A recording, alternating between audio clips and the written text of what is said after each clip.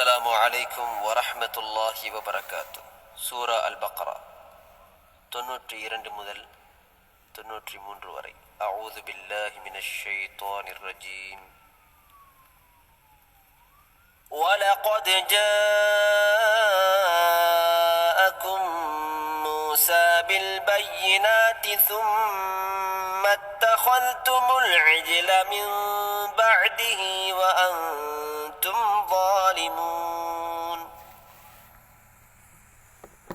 وَإِذْ أَخَذْنَا مِيثَاقَكُمْ وَرَفَعْنَا فَوْقَكُمُ الطُّورَ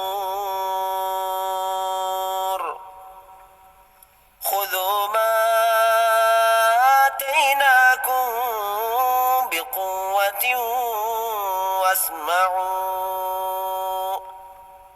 قَالُوا سَمِعْنَا وَعَصَيْنَا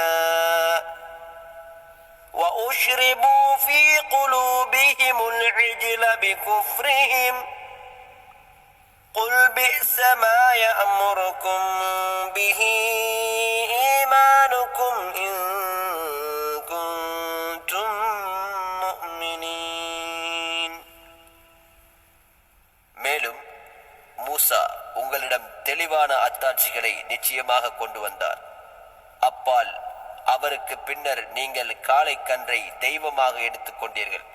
அந்நிலையில் நீங்களோ அநியாயக்காரர்களாக இருக்கிறீர்கள்.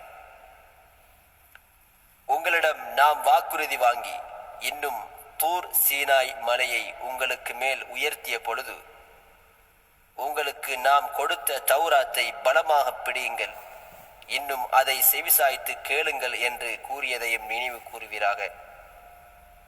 அதற்கவர்கள் நாங்கள் செவியேற்றோம், இன்னும் கட்டளைக்கு நாங்கள் மாறு செய்தோம் என்று கூறினார்கள். மேலும் அவர்கள் நிராகரித்ததன் காரணமாக அவர்களுடைய இதயங்களில் ஒரு காளை கன்றின் அன்பினை புகட்டப்பட்டு விட்டார்கள். நீங்கள் விசுவாசம் கொண்டோராக இருந்தால் எதை செய்யுமாறு உங்களுடைய விசுவாசம் தூண்டுகிறதோ அது மிக கெட்டது என்று நபியே நீர் கூறுவீராக.